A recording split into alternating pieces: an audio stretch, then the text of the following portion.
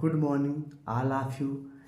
नमस्ते, मैं धर्मेंद्र। आज हम आप लोगों को एनालाइजर के बारे में बातें करेंगे और उसमें कौन कौन सी प्रॉब्लम आती है, वो कैसे सॉल्व करना है, उसके बारे में भी बात करेंगे। तो इसलिए आप लोग इस वीडियो को लास्ट तक देखें और लाइक और सब्सक्राइब जरूर करें और जितना हो सके तो अपने फ्रेंड और आप दोस्तों को शेयर करें, जिससे वो प्रॉब्लम को सॉल्व। ये होता है गैस सर्किट फॉल्ट। इसमें होता है फॉल्ट जितने भी हैं हमारे इसमें दिखाता है। जैसे कंडेंसेट फॉल्ट है, कंडेंसेट फॉल्ट वही होता है अगर मॉइस्चर आ गया लाइन में तो हमारे मॉनिटर में जाएगा और शॉर्ट कर देगा, उसके कारण से वो आगे जो है तो बंद कर देगा, सर्किट एनालाइजर बंद कर देगा। फिर आता है अपना फ्लो फॉल्ट।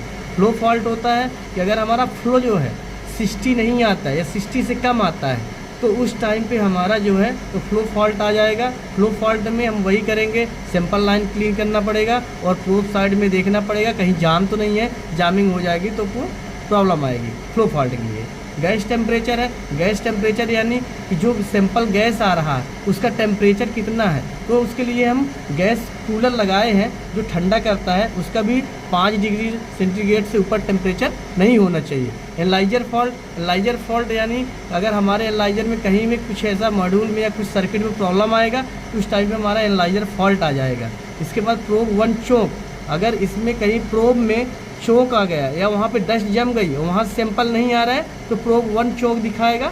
अगर 2 नंबर में यही प्रॉब्लम प्रोब चोक हो गया और वहाँ सैंपल नहीं आ पा रहा है तो प्रोब नंबर पंप होता है MP01 और ये होता है MP02। 2 मेम्ब्रेन पंप लगे रहते हैं। इसमें क्या है, 2 प्रोब है। एक MP01 प्रोब जो होता है सैंपल खींचने के लिए काम करता है, एक कंटिन्यू सैंपल को लेता रहता है वहाँ से फील्ड से प्रोब साइड से। 2 नंबर मेम्ब्रेन पंप जो होता है ये बाईपास पंप कहलाता है। ये जो है तो एक जिसमें मेजर चलता है और जिसमें पर्जिंग होती है, तो मेजर को तो ये काम करेगा अपना MP01 और जो मेजर नहीं करेगा तो उसको MP02 जो रहेगा उसका फॉल्स एयर जो है तो उसको बाहर कर देगा। अब अगर हमारा दोनों के बीच में पीक आता है, जैसे प्रोब 1 और प्रोब 1 के चेंज ओवर में पीक आता है, तो पीक के टाइम पे हमारा क्या करेगा, अगर ये मेम्ब्रेन पंप खींच के एयर बाहर नहीं करेगा तो पीक आएगा। और दूसरा है कि अगर ये सोबी नंबर 7 जो है ये अगर बराबर से काम नहीं करेगी तो पर्जिंग वाली एयर जो है तो सैंपल लाइन में 2 नंबर प्रोब में चला जाएगा, तो उसके कारण भी यहाँ से पीक आएगा। तो पीक के लिए हमारा यही होता है कि हम 7 नंबर ये सोबी और MP02 bypass pump membrane pump इसको चेक करना है। तो इसको चेक करने के लिए हम क्या करेंगे, ये सोबी क्लीन कर देंगे। ये सोबी क्लीन करने से देख लेंगे कि पर्जिंग के टाइम पे दूसरे पॉइंट से एयर तो नहीं आ रही सैंपल लाइन में, तो ये क्लियर हो जाएगा। इसके बाद मेम्ब्रेन पंप को हम देखेंगे ये सक्शन कर रहा है, खींच रहा है कि नहीं खींच रहा। अगर खींच नहीं रहा तो यहाँ से ओपन कर लेंगे और इसके अंदर डस्ट वस्ट आ जाती है उसको क्लीन करके फिर लगा देंगे। ये फ्लो मीटर है, अगर फ्लो नहीं आता तो कहीं ना कहीं जामिंग है। अब वो जामिंग के लिए क्या है, सैंपल लाइन भी जाम हो सकती है कहीं से। हाँ, इसके बाद जो है तो प्रोब साइड में फिल्टर जाम हो सकता है, तो वहाँ पे भी चेक करना है। और इस सैंपल लाइन को मेंटेनेंस टाइम पे क्लीन करना चाहिए। अगर यहाँ पे कहीं पे ब्लॉक हो जाएगा, वो या सोबी ब्लॉक हो गई या सोबी बराबर काम नहीं करी, डस्ट आ गया तो भी इधर आउटपुट नहीं देगा तो फ्लो प्रॉब्लम आएगी। तो फ्लो के लिए पहला काम हमको करना है कि सैंपल लाइन को क्लीन करना है। दूसरा काम करना है कि फिल्टर साइड भी क्लीन करना, फिल्टर को क्लीन कर देना है। और तीसरा आता है कि ये सोबी का हमको चेक करना कि ये सोबी में कहीं ऐसा तो नहीं कि ब्लॉक नहीं कर रहा है या ओपन नहीं हो रहा है। अगर वो वहाँ पे भी डस्ट जाएगा तो आउटपुट नहीं निकालेगा, तो उसके कारण फ्लो में प्रॉब्लम आएगी।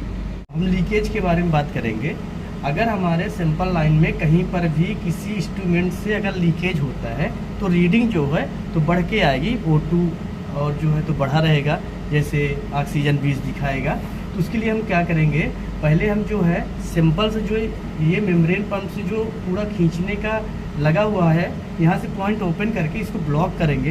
ब्लॉक करते ही फ्लो हमारा 0 हो जाना चाहिए। अगर फ्लो 0 हो जाता है तो हमारा लीकेज नहीं है।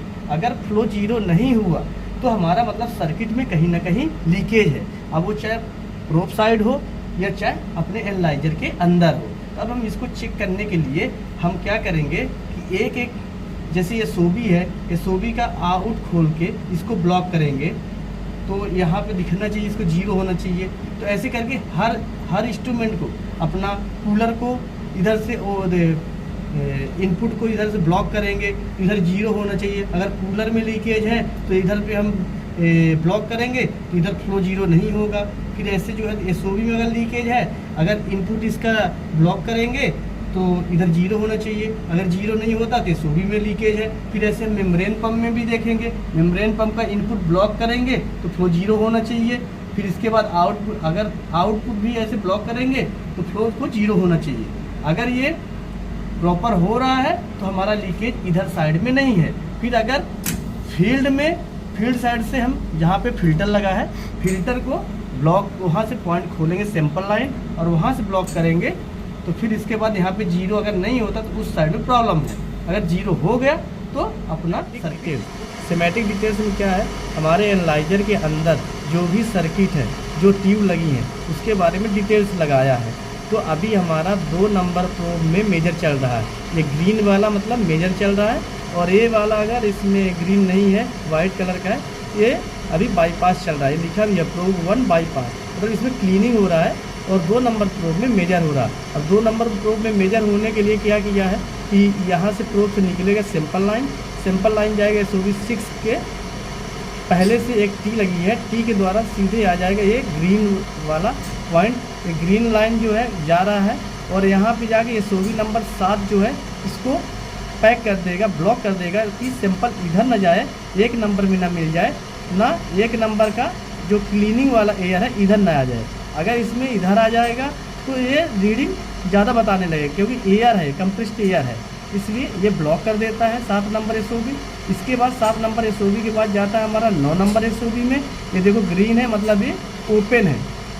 इसके बाद 9 है, यहाँ से ओपन है। ओपन के बाद फिर हमारा जाता है ये VB01, एक बॉल्व है, बॉल्व के फिर जाता है हमारा कूलर में गया। कूलर के बाद फिर जाता है अपना कूलर ठंडा कर देता है सैंपल लाइन को, सैंपल गैस को। सैंपल गैस को कूलिंग करने के बाद ये चला जाता है हमारा MP01 के बाद फिर चला जाता है कंडेंसेट मॉनिटर। ये जो कंडेंसेट मॉनिटर होता है वही मॉइस्चर टैप होता है, मॉइस्चर को रोक देता है। वहाँ से अगर कुछ प्रॉब्लम आता है तो फॉल्ट दिखाने लगता है। फिर इसके बाद जाता है फ्लो में। फ्लो हमारा 60 LPH होना चाहिए। फिर हमारा जाता है एमटी में पेपर फिल्टर होता है। इसके बाद हमारा जाता है CO में। CO के बाद फिर जाता है ये यूरास और मैग्नोस है, इससे एक लूप होता है। तो यहाँ पे मेजर करेगा, फिर ये लूप होके इसमें सैंपल चला जाएगा O2 में, और यहाँ मेजर करने के बाद फिर ये आउट बाहर यहाँ से बाहर निकाल देगा। अभी हम बात करेंगे 1 नंबर प्रोब का। तो 1 नंबर प्रोब अभी मेजर में आ गया। अब ये मेजर में प्रोब आ गया तो 2 नंबर प्रोब हमारा बाईपास हो गया। मतलब 2 नंबर बाईपास मतलब इसमें क्लीनिंग होने लगा। अब क्या करेंगे, प्रोब नंबर 1 में मेजर होगा तो यहाँ से सैंपल आएगा और SOV नंबर 3 के पहले से एक टी लगा के इसको हम आगे बढ़ा के अपने एनालाइजर पैनल में ला लेंगे। इसके बाद हमारा जाएगा ये SOV नंबर 8 में। 8 नंबर SOV देखो खुला है, और ये 7 नंबर SOV फिर यहाँ पे यही काम करेगा, ब्लॉक करके ये वाला ये 2 नंबर का पर्जिंग एयर इधर न जाए, इसलिए यहाँ पे ब्लॉक कर दिया। अब ब्लॉक करने के बाद ये चला जाता है फिर 8 नंबर SOV में। 8 नंबर SOV जो होता है तो ओपन है। इसके बाद ये चला गया हमारा बॉल में फिर इसके बाद चला जाता है कूलर में। कूलर गैस को ठंडा कर दिया। कूलर के बाद फिर चला जाता है MP01 में, और MP01 के बाद चला जाता है कंडेंसेट मॉनिटर में। मॉनिटर के बाद जाता है फ्लो मीटर में जाता है MT01 के बाद फिर यही काम होता है यूरास 26 और मैग्नेस 27।